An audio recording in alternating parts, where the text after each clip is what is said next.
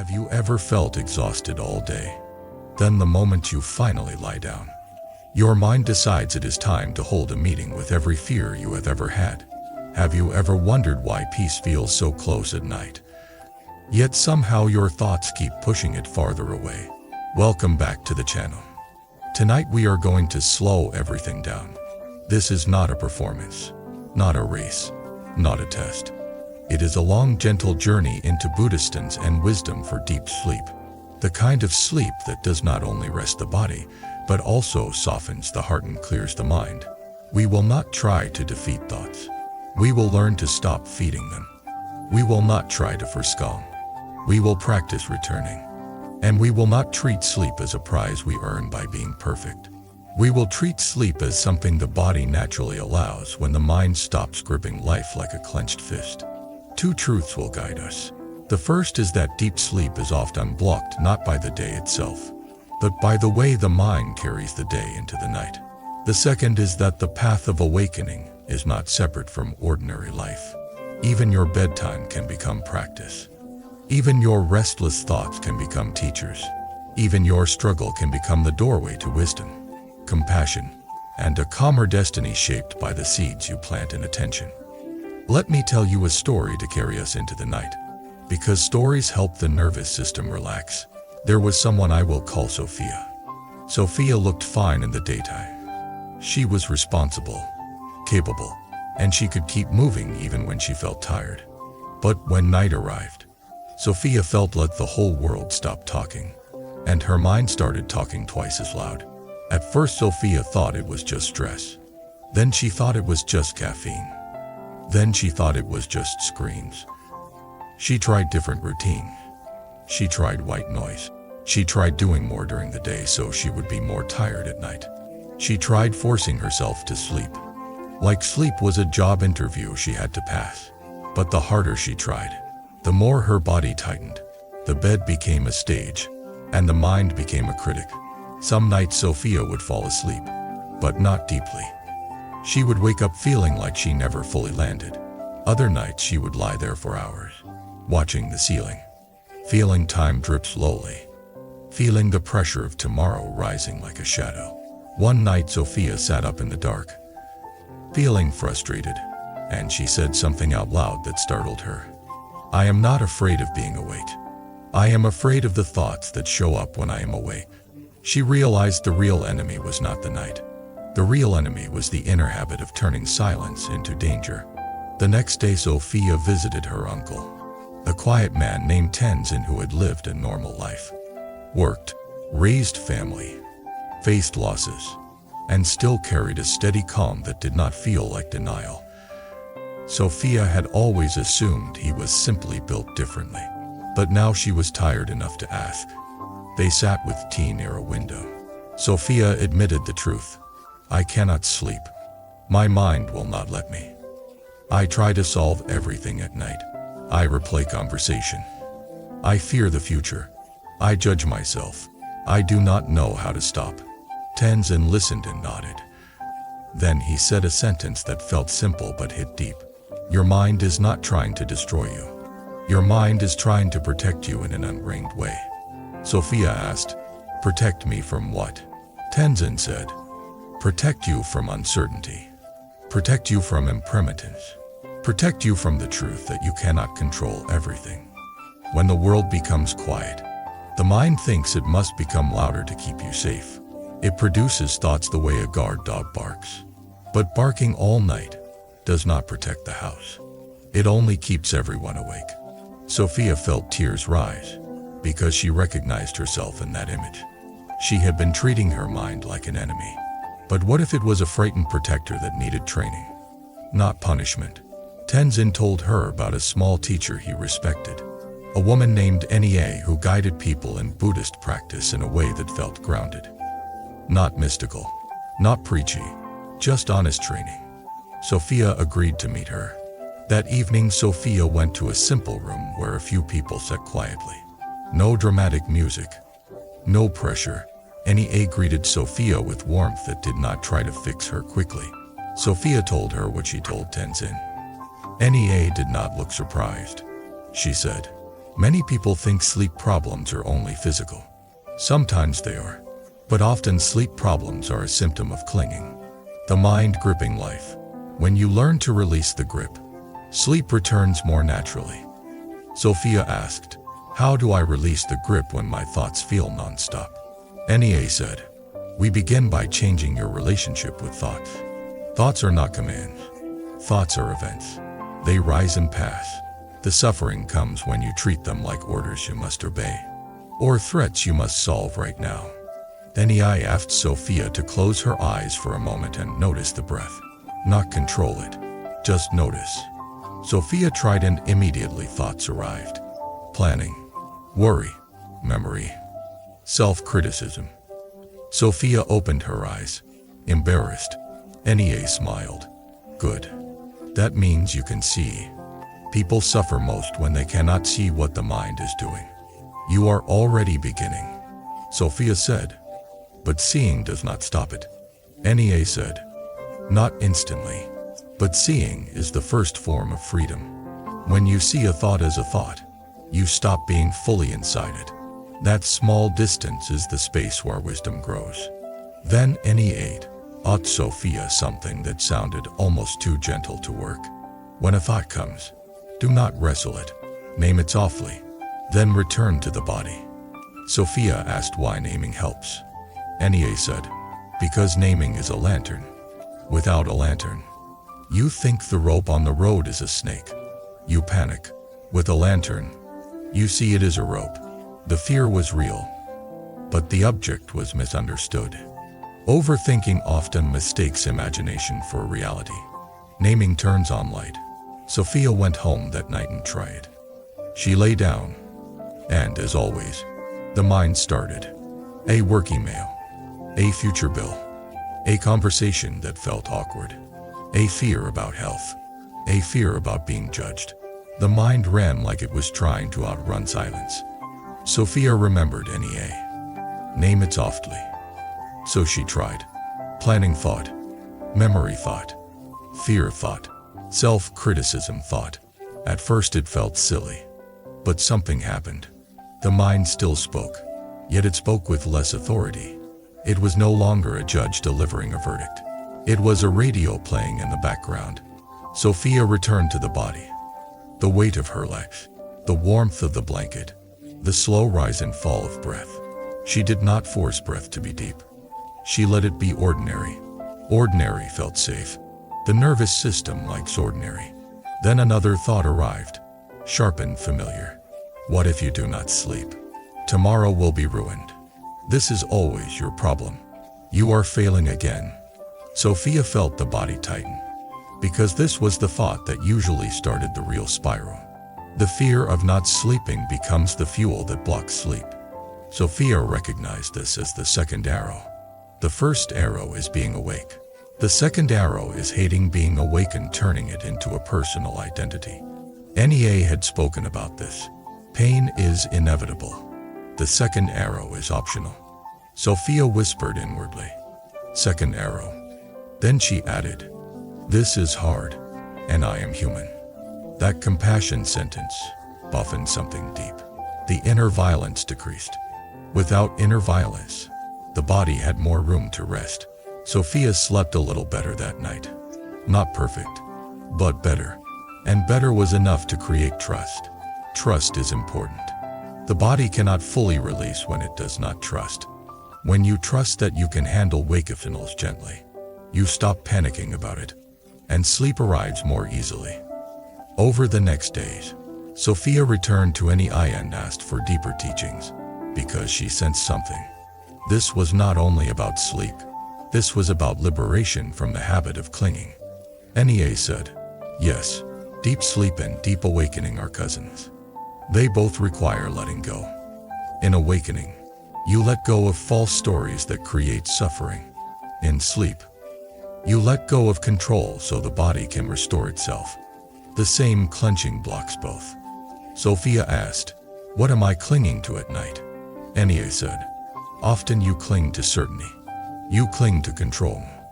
You cling to being light. You cling to being right. You cling to a future you can manage. You cling to a story that says, I must solve everything now, or I am unsafe. Night exposes these clings because distraction disappears. Then NEA shared his own story. A student said, Master, my mind is restless. The master said, Bring me your restless mind and I will calm it. The student searched and said, I cannot find it. The master said, Then I have calmed it already. NEI explained that the restless mind feels solid when you are inside it. But when you look directly, it is not one solid monster. It is a stream of sensation, images, and words. When you see the stream, you stop being terrified of a single enemy. You stop fighting a phantom. You simply watch what is moving. Sophia practiced this at night. Instead of saying, My mind is attacking me, she asked, Where is the worry right now?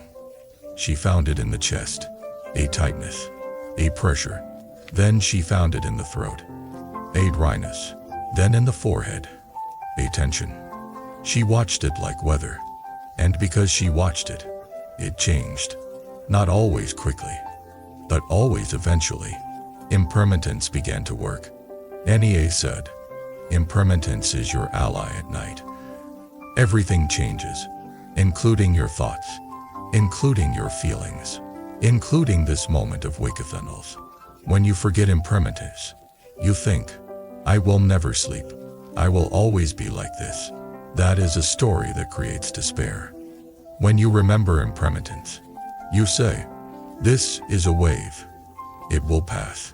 And the body relaxes because it no longer believes it is trapped forever. Sophia started repeating one sentence at night. This is a wave. It will pass. It was not magical. It was truthful. And truth calms the nervous system. And NEI introduced the teaching of karma in a way that Sophia could use immediately. Karma is not only about dramatic events.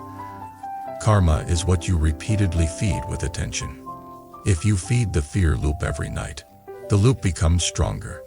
If you feed returning, the returning becomes stronger. Your mind tomorrow is shaped by what you practice tonight. Your sleep tomorrow is shaped by what you practice in the day. Sophia realized something that was both uncomfortable and empowering. She had been training insomnia.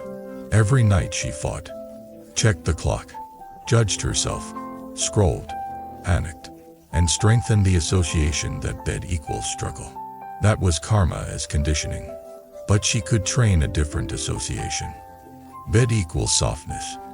Bed equals returning. Bed equals compassion. Bed equals letting go. Not always sleep immediately, but always kindness. This shifted her whole attitude. Even on nights when sleep did not come quickly, she practiced. That practice reduced suffering. And reduced suffering is already a form of healing.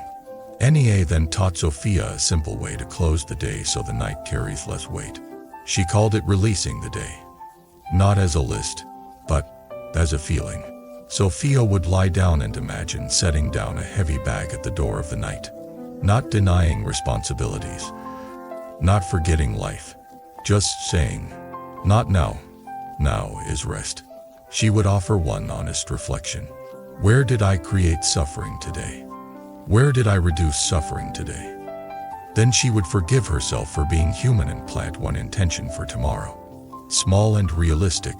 Then she would release the day. Sophia discovered that when she did this, the mind had less to ambush her with at midnight, because she had already met the day with honesty.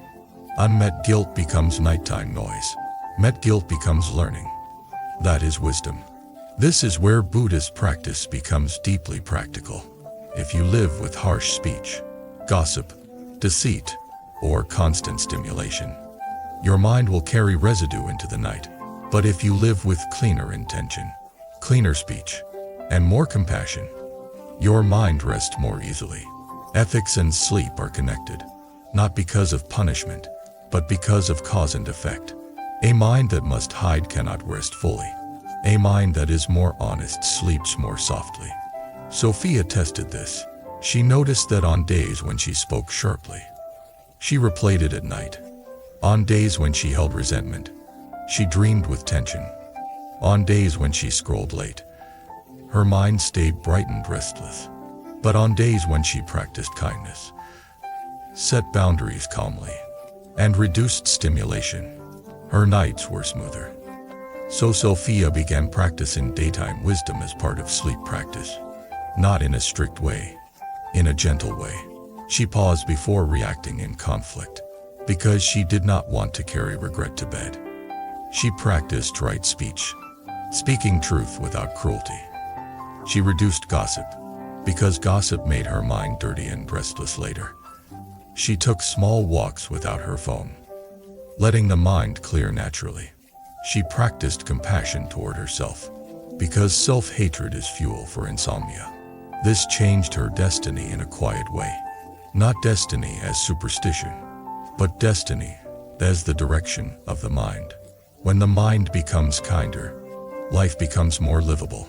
When life becomes more livable, sleep becomes more accessible. One night Sophia faced a hard test. A real problem, not imaginary. A family issue had become uncertain. There were things she could not control. She went to bed with a heavy heart. The mind immediately tried to solve everything. She felt the familiar urge to rehearse worst outcomes. Sophia remembered NEA words. Wise planning in. Worry does not. She asked herself, is there a clear action I can take right now? It was midnight. No action. So she chose the harder practice, letting go for now. She whispered, I do not know, and I can rest anyway. That sentence was courage. It was also compassion. It was also wisdom. It was allowing the body to do what it needs to do so she could meet tomorrow with more strength. Sophia noticed something profound. When she stopped demanding certainty, her body softened. When she softened, she could feel grief without panic. When she could feel grief, she did not need to hide in overthinking. The grief moved like weather. The heart stayed human. Sleep arrived later, gently. NEA later explained that deep sleep often requires the heart to feel safe enough to release. Safety is not only external, it is internal. It is the feeling that you are not attacking yourself. It is the feeling that you do not have to solve the universe tonight. It is the feeling that you can meet uncertainty with a steady mind. That is awakening. Now I want to bring this to you directly. Because if you are listening to this in the evening or at night, you might not need more theory. You need companionship and a path. So let us practice together right now in the simplest way. Feel one inhale. Feel one exhale. Notice the body where it touches the bed or chair. Soften one place, the jaw, the shoulders, the hands, the belly. Choose one and soften slightly. When a thought comes, label it gently. Planning thought, fear thought, memory thought. Return to the breath or to the sensation of the blanket. If emotion rises, say, this is hard, and I am human. May I be gentle. You do not have to stop thinking to rest. You only have to stop following every thought like it is urgent truth. Imagine thoughts like trains passing a station at night. You do not need to get on every train. Let them pass. Stay on the platform. The platform is awareness. Awareness is your refuge. This is also where compassion becomes powerful. Many people try to become calm by becoming hard. They clamp down. They judge themselves. They force. But forcing activates the nervous system. Compassion activates it. Compassion says, I am safe enough to be imperfect. I am safe enough to be human. The body believes compassion faster than it believes arguments. Now, let me share another Zen-style story that helps the mind loosen. A visitor insulted a teacher, throwing harsh words. The teacher listened calmly. The visitor asked why the teacher did not react. The teacher said, if someone offers you a gift and you do not accept it, who does it belong to? The visitor said, to the one who offered it. The teacher said, I do not accept your gift. At night, your mind offers you many harsh gifts. Shame, panic, catastrophe, self-criticism. You can refuse to accept them, not by fighting, but by not receiving them. You can say, I do not accept this thought as truth. Then return. This is the hidden life-changing teaching. You can have thoughts without living inside them. You can have fear without obeying it. You can feel uncertainty without becoming it. That is freedom. And freedom is not only a spiritual concept. Freedom is what the body feels when it finally releases. Sophia eventually realized something that made her smile. The nights were not only a problem to solve. The nights were training. Each night she practiced letting go. She became better at letting go during the day. Each night she practiced compassion. She became kinder in conflict. Each night she practiced awareness. She became less reactive to small triggers. Sleep and awakening grew together. One day she told NEA, I thought I came here to sleep, but I think I came here to stop living in fear. NEA nodded. Deep sleep is a healing of the nervous system. Awakening is a healing of the relationship with life. They support each other. Now let me close with a long, gentle reflection, because ending matters. Many people treat the night like a battlefield. They fight thoughts. They fight wicked signals. They fight themselves. But the night was never your enemy. The night is simply the moment when distraction fades and the mind reveals its habits. If you meet those habits with wisdom, compassion, and steady practice, the night becomes softer. The mind becomes kinder. The body becomes more trusting. And sleep becomes less of a struggle and more of a natural return. If you remember only one thing from tonight, remember this. You do not need to solve your whole life tonight. You only need to return to this breath, then the next. You only need to soften the grip a little. You only need to stop adding a second arrow of self-attack. That small change is enormous over time, because repeated small changes shape karma, and karma shapes destiny. So if you are tired, let tiredness be enough. If you are awake, let wakefulness be practice. If thoughts come, let them come and go. If emotion rises, hold it with compassion. And if sleep arrives, receive it like a friend, not like a trophy. I would love to hear from you. When your mind keeps you awake, what is it usually trying to protect you from? Uncertainty, regret, rejection, fear of tomorrow, fear of being judged, fear of loss. Share what you feel comfortable sharing in the comments, because your honesty can become compassion for someone else who feels alone tonight. If you want more long-form Buddhist wisdom for deep sleep and for daily life, subscribe to the channel. Like the video so it reaches people who are exhausted inside their own minds. And if you want to support the channel in a deeper way, consider becoming a member so we can keep creating these long, gentle journeys you can return to again and again. Until next time, let your breath be simple. Let your heart be kind. Let your thoughts pass without being chased. And remember that real rest begins the moment you stop fighting the night and start practicing a softer relationship with life.